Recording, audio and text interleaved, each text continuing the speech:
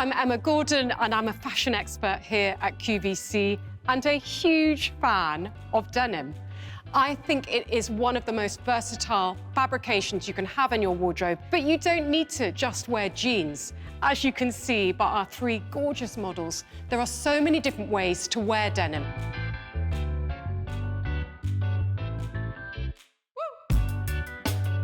So Lauren looks absolutely fabulous in this Denim & Co dress. It really accentuates her figure. We've nipped it in at the waist with the tie here, but of course you can add your own coloured belt if you wish, or keep it really open, which is lovely and floaty and feminine. Denim dresses are timeless and they really work hard for you in your wardrobe.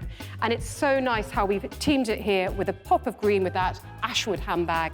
This is a fabulous outfit, and I would pop a leather jacket over the top to make it cool and contemporary for evening attire. Denim jackets are a must-have in any wardrobe. They instantly make an outfit look casual and styled.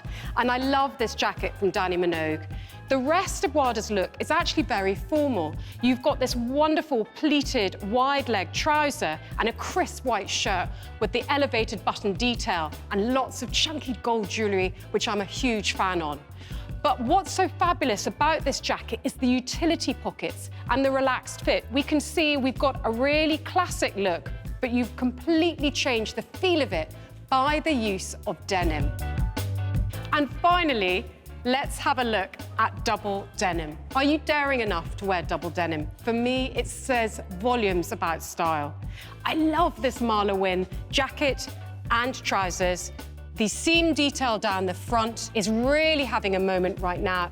So if you're a big fan, why not check these out? Because it really does change up your look. Team them together, wear them as separates, whatever you want to do. We've added a little pearl necklace and some chunky bracelets.